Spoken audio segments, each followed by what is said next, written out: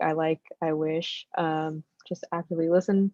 Feel free to, comment on your peers' work. And yeah, if you have any other suggestions, just like drop it in the chat. But yeah, that's just a quick reminder. Today we'll be going over like graphic design principles, and one of them is typography, which is extremely important. So typography is the art of arranging type, letters, characters. Typography is literally everywhere. It's on the signage you see when you walk down the street. It's in your phones when you're using an app. It's literally in anything with words written on it. And typography can make or break your design. So it's important to be comfortable with typography and composition and just arranging words in a way that is readable, but also looks nice. So these are a few little subjects under typography: kerning, tracking, leading, hierarchy, serifs, and sans serifs, and we'll be going over all of that today. Cool. So you don't obviously have to know like these terms. I personally do not have these memorized, but if you're interested in kind of like the breakdown in terms of like typography, this is it. There's like a cap height, an X height, baseline. There's like a lot of little cool things that go into like the words and characters of individual fonts. A serif, as I like to call it, are like the little feet you see. So like Times New Roman, the classic serif, they just have these little like extended feet across each letter. So kerning is the space between two letters. It's important to have proper kerning so that it's readable and it looks nice and there's breathing room. So here you can see there's no kerning between the two T's. And it's just one, looks kind of weird, doesn't really look like a normal word. And here's custom kerning, where someone took the time to like really separate them out. So sometimes fonts come with kind of messed up kerning, and it's up to the designer to really like fix the letters, make sure they look good.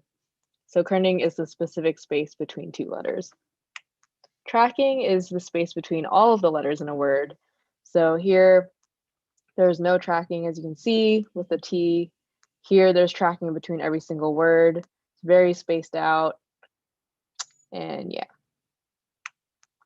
Leading is the space between lines of text. So between each line, it's really important to have breathing room and space. Otherwise, like the one on the left, as you see, is really hard to read. It's kind of a mess to look at versus the one on the right. You can easily parse through it. And that's also a major reason why I think in high school and middle school, teachers have you turn in like double spaced papers just so that they can read through it pretty quickly. They can also like make notes. Yeah. So font communication. Serif fonts, like I said, are the typefaces with feet. As you can see, they have these little like characteristic curves on them. The R's, the I's, and the F have little like bases, basically. These are some classic serif fonts. You can see the feet in each one. They're very like classic, elegant. They give a lot of character to a font. I feel like if you're just trying to be like warm and friendly, you tend to go for like a serif. Versus sans serif fonts, you see this a lot in brands that really want to be clean or chic or modern. A lot of tech brands are always using sans serif fonts because they want to look really, really clean. Yeah, there are no feet basically. So that's the distinction between the two. Hierarchy. So the importance of hierarchy is a good one. Like if you notice in any good design, there's like a heading, and then there's a subheading, there's a body, and there's a caption. Obviously, your eyes are going to gravitate to whatever's the biggest and the boldest. So you read that first, and then you read like maybe this next because it's bolded, and then you read this last because it's like smaller. There's not really like a thick weight to it. So yeah. And weights. So a font will come in different weights, or I guess a typeface will come in different weights, and the font is kind of the term used to describe like the different weights of a typeface. You don't have to memorize that. I feel like that's like a snooty designer thing to know, so you don't have to like keep that in your head. But Here you can see no display is the typeface. This is a regular weight, this is a medium weight, and this is a bold weight. And so if you want to like play around with fonts and hierarchy, what a lot of people do is they'll use the bold one for like a header, the medium one for a subheader, maybe a regular or a light one for like the body copy. And alignment. So when in doubt, align. That's kind of like one of the fundamental rules of design. It looks good, it feels good, it's functional, everything makes sense when you align. As you can see here, everything just feels organized. And yeah, like feels like they're in their specific places, everything looks really intentional. Sometimes when you don't align these things, the question is like, why? Like, why did you do that? But we'll talk more about that later. I mean, just it's a good rule to keep in mind when you're just designing. Yeah, when in doubt, align. So white space is another thing to keep in mind. Sometimes, not all the time, less is more. So you can see that here. Like, I think when you incorporate a lot of white space intentionally and like you're really thoughtful about it, things feel clean, things feel organized, things feel just like good to look at, basically. Like here, there's like a lot of white space, but you still like everything's pretty readable. You know, like where to go first. This is the header. This is kind of like the subheader. This is the body copy. Same here. This is like the main thing you should focus on, and this here. But there's still like a lot of space visually around it, so you don't feel like you're drowning in words or like illustrations or anything like that. Another general rule is limit font selection. So like obviously it's great to have a variety of fonts, especially when you're branding. You know, you have different ones. Maybe you have a headline font or like a caption font or like a body copy font. But the general rule of thumb is you don't want to go too crazy with the font selection. Otherwise, if your brand has say like 10 different fonts, people might not be able to keep track of it. Like you won't really be establishing yourself as a brand. And sometimes people will just like get confused. They'll be like, who is this? Like, what are you? So as a general rule of thumb, I feel like between 2 to 5 fonts for a brand is like a good starting point. But again, these are just like general rules of thumb. You don't have to always follow them. Like if you're familiar with the skincare brand Youth to the People, I feel like they have a ton of fonts, but they also kind of execute it in a way that makes it their own. So you know, even when they're using like 7 different fonts, each one kind of feels like Youth to the People. And one of the last rules is do not stretch fonts. I feel like this is a pretty old one. And when we say do not stretch fonts, we literally mean like if you're typing something in Illustrator, don't just like vectorize it and then like click and like drag, because fonts were not designed to be like stretched. But again, this is a pretty outdated rule. You don't have to stick to this. This is just like we included it because it's like a very classic thing that a lot of people say. These are just like examples of fonts applied in like branding guidelines and also just like hierarchy in general. You can see here's the headline. This is like kind of subheader, body, and just like playing around with like alignment and hierarchy and breathing room. But again, it's just important to know all of these rules so you can break them, because I think you don't have to follow the rules all the time. It gets boring if you do. And I feel like if you want to stand out, sometimes you just have to like do something fun, like funky. So these are pretty good examples. Like here, someone clearly stretched something and it worked out and it's good. Here, same thing. Typography, they really played around with the stretching here. The Good Life, like nothing's really like aligned, but it still feels really cohesive and compact. Yeah, same here. Like not everything has to be left aligned. Sometimes they'll be right aligned, like here, or like middle aligned, like here, or like you can warp text, you can wave it, you can curve it. There's really no rule. You can just have fun. Here are some just good examples of type and good typography put to use across like apps and websites. Here you can see they're playing around with different weights and also different pairings. So you can see here, though I wasn't, is written in like a serif font, and then allowed to go is written in a bold sans serif font. So don't be afraid to like pair different types together. It honestly makes it more exciting a lot of the time. So I strongly recommend you kind of pair serifs with sans serifs. You can pair sans serifs with sans serifs, serifs with serifs. Like, I feel like there are no bad ways to do it. I mean, there are definitely bad ways, but there are no like rules against, like, you can't pair a serif with a sans serif or anything like that. So yeah, everything kind of goes here. Spotify does a really good job with these like really bold sans serifs and then like a lighter weight. And they do a really good job with just like applying the alignment and the photos together. Yeah. Here are more examples. I guess this is kind of making a statement. If anything, it's just like one little thing outside of the alignment.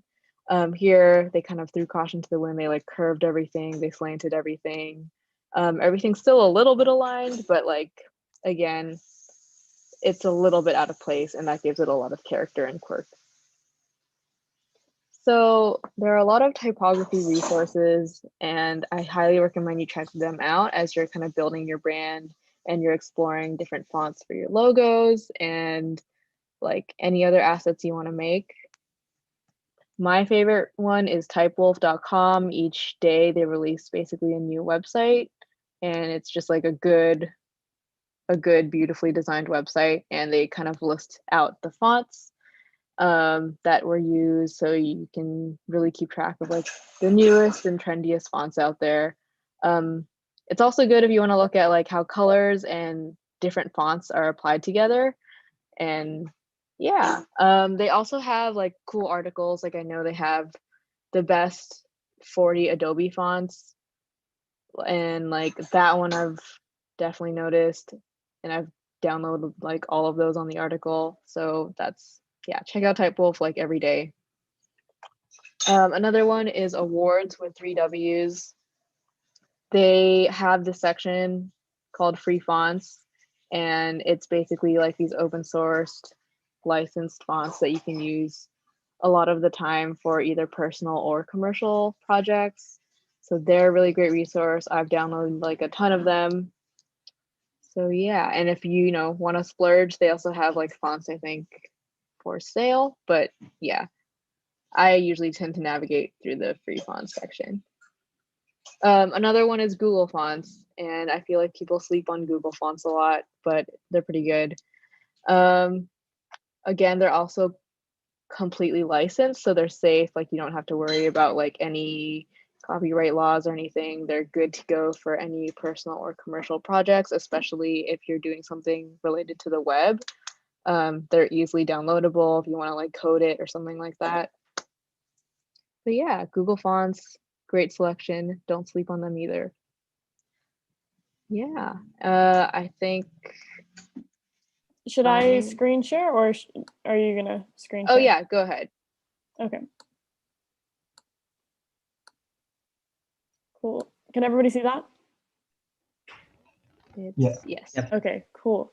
All right, so Gestalt principles, in other words, how to graphic design. So Gestaltism is a school of psychology that emerged in the early 20th century in Austria and Germany as a theory of perception. And so why things are it's concerned with why things are aesthetic, and it explains human perceptions of surrounding patterns. And it's applied to in graphic designs, logos, user interfaces, and in general, how to structure your compositions. So one feature of Gestaltism is Prägnaz. And so that's when you have like shapes, you simplify shapes. So it's simple and clear, the underlying principle of Gestalt that people will perceive and interpret ambiguous or complex images as the simplest form possible. And so this is done like pretty naturally when you get distance or you blur your eyes or anything like that. But in quick perception, you're just going to see the main larger shapes of a design. So figure and ground The figure and ground principle states that people instinctively perceive objects as either being in the foreground or the background. They either stand out prominently in the front, and that's known as the figure, or recede into the back, and that's known as the ground. And this is often done through layering things on top of each other, color, shadows, negative space.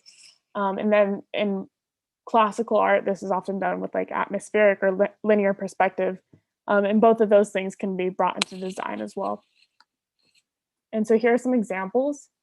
And this is kind of using like edges and different colors and kind of contrast to make people perceive or kind of manipulate the eye into suggesting images with negative space. And so like here's Africa in the right, and then the Toblerone bear in the middle, and then a gorilla and what looks like a puma. Maybe it's a tiger, I'm not sure. But these are some helpful examples, kind of wrap your head around the idea. And then another aspect of gestaltism is closure. And so it's the effect of seeing complete figures when we have missing information, often imaginary lines that direct attention. So we can, with these figures and incomplete shapes, we can imagine a full shape. And I think this just goes to say that less is often more. And to communicate effectively, you can often take things out of your design and you don't need to always add on to get your point across.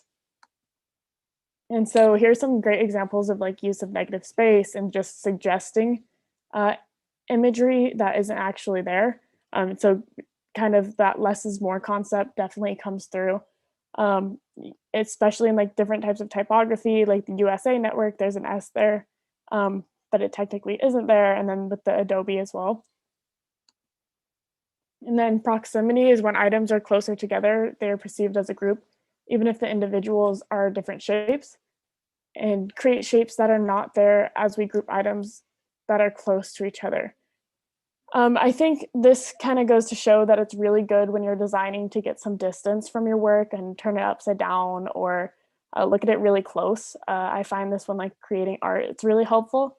And it really makes you notice things that you didn't originally think were there. Or just sometimes taking a break from your work can do this as well. And so here's an example of kind of line proximity and how that certain spacing can allow you to see things.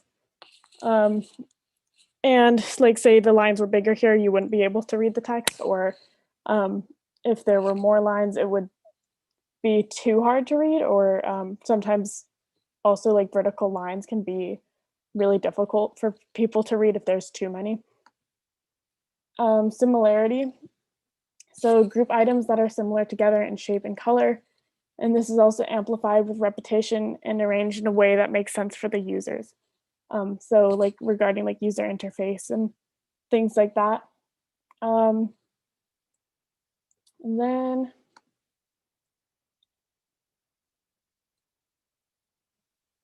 so here's some examples of kind of like that idea of like similarity and using similar shapes. And then symmetry and order. People tend to perceive objects as symmetrical shapes that form around their center, imposing natural order and solidity and balance. So we tend to kind of center ourselves and create a narrative of a brand around ourselves as viewers. And so like there's these two examples. On the right is obviously Starbucks. And I think that this is really good and kind of making a brand seem really focused and centered, and also bringing in the consumer into the space makes them feel kind of they're part of something, or that something is centered around them.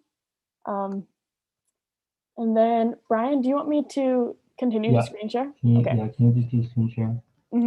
Okay, and then the next principle is continuity. And I think this one instinctively creates sort of action or movement in a design. You can see in the first like line swoop, you follow maybe bottom left to top right, and then even though the two lines sort of jumble together, you can read them as distinct lines, just because of the like unique curvatures. Yeah, so I think in designing where we use mostly they direct your eye a certain way from left to right or up down or whatever you think is best for the viewer to follow the eye. And it's used to describe movement in a lot of these, like eagle or little leaf, and then Coca-Cola to guide your eye through the type. Okay, and then next, this one, I think this one's more obscure. It's called common fate. Basically, if you have a group of objects and they move somewhere, you perceive that they are of the same group. The next slide, they like move. So yeah, you perceive them as a group basically if they move in the same direction. And some examples, basically the hair, even though they're sort of slightly different shape and they start at different origins, they all move with the same continuity to the right. So that creates a sense of like singularity between those two different elements. Right. Okay, and then focal point, I think this is one of my favorite Gestalt principles. Basically, if you have a neutral-ish background of like a grid or just any sort of neutral backdrop, any sort of emphasis or anything that is different will be the first thing your eye gravitates towards.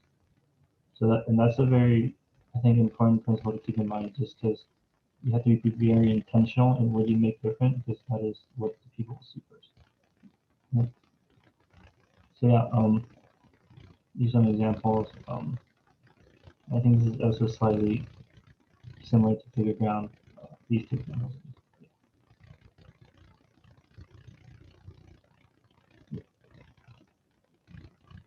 Jago, should I stop screen sharing? Yeah, I'll share screen now. So very quickly, we're just going to do a Figma demo, or more just not really a formal Figma demo, but just more like introducing what Figma is for those who don't know it. So in a bit, we're going to do a competition, and you might use Figma, so which is why I'm just going to be introducing what it is.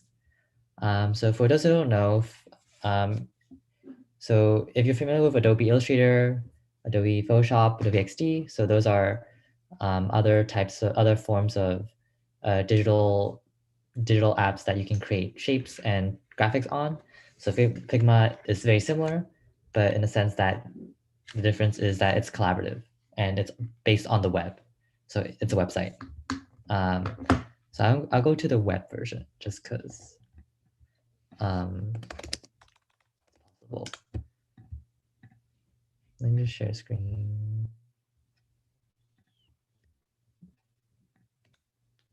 Okay, so here if you go Figma, it's when you open Figma. So if you're using a student, you should, if you don't have it, you should sign up with your student account because it's free for students. So it basically works like a Illustrator document. So if you like make a new canvas, a new file, you'll be presented with this board, and there's three main sides to this Figma. There's the four. So there's the top panel with all your tools, or some of the tools, and like your other settings.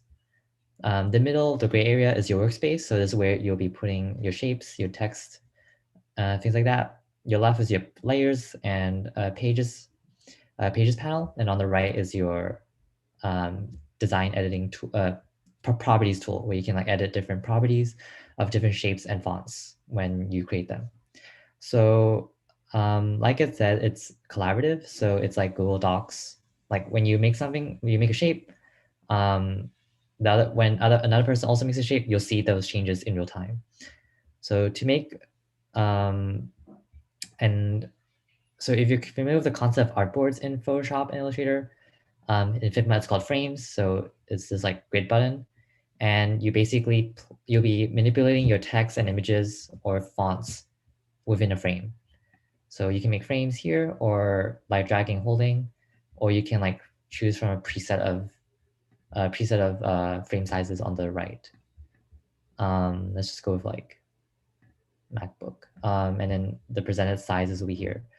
So I think in the future demo, we'll be going over like more specific tools using Figma, and there's a Figma DeCal that's free like the resources already out there and free that you can also read. If you want to know more about Figma, as Figma is primarily used as a UI tool, but you can still use it for like Illustrator, like creating illustrations and stuff. Especially because like collaboration is easier, or we have to collaborate in this time. So the same tools that you find in Photoshop and Illustrator are also present in Figma. So for example, the shape tool, make a shape by holding dragging, and then you can edit the properties on the side by changing the fill or changing the color or changing the stroke as well. You can like change the color, change the side. Let me change it like red or pink or red. Changing the thickness and then like, you know, manipulating that. You can also use the pen tool. It's very similar to Illustrator. You can just like, you make points and it makes a shape. If you need more specific help on this, please come to office hours. We will probably send an email regarding like when those are, because we haven't made them, but if you need help, feel free to look out for that. And then the text tool, also explanatory. If you can either like just press and then type stuff, or you can make like a text box and then write in that. And then like the properties, relevant properties will be shown on the right. And like Katrina said, you can edit like the line height, the tracking or spacing. And then you can like edit a bit more specifically in this section. But yeah, let me just make it bigger. Yeah. So in order to like make people be able to use Figma collaboratively, you can just press the share button and then like invite someone to your workspace. You can like set it to like can view, can edit, ideally can edit. And you'll find the corresponding layers for each object you put on the left, similar to Adobe Illustrator, Photoshop. But that's just a very general overview of what Figma is. You can do a lot more with Figma if you, and we'll be teaching more specific skills with Illustrator as well and Figma in future demos. But this is, I guess, all you really need to know for the sake of this competition. You can also use the pen, like a pencil tool, if you just really want to draw stuff. Yeah. But yeah, so I'll be explaining what you guys are doing for the next like 30 minutes. Do I have the slides open? Oh, it's in the different window.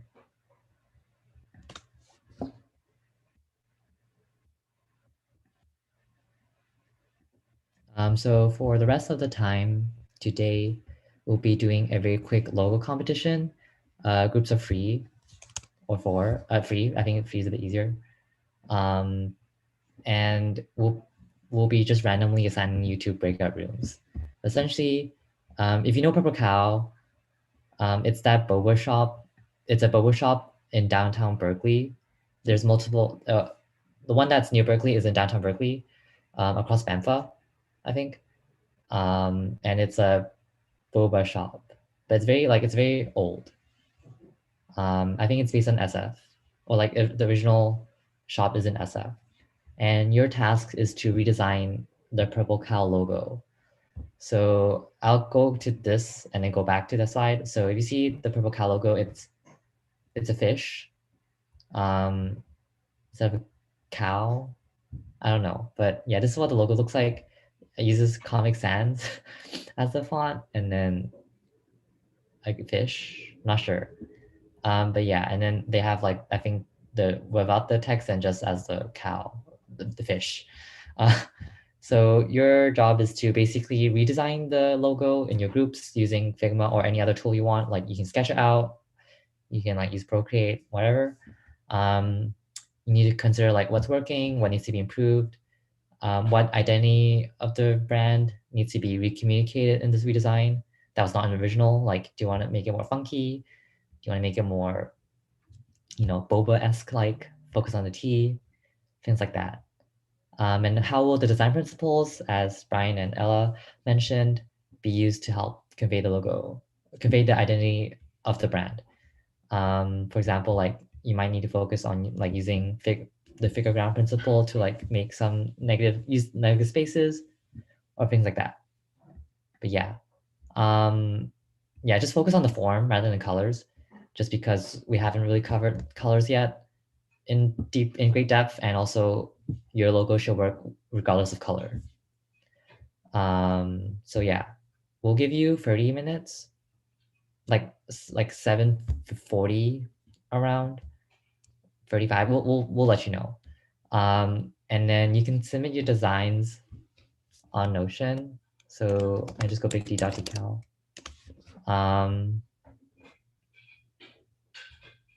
Oh shit. Okay, but it's basically in the agenda for week 3. And then there'll be like a submit here thing. And then, so after like that 30 minutes also, we'll come back. Everyone just has like a minute to show the logo. And then we'll choose a winner at the end. And you'll get a prize, which we'll reveal next time. But yeah.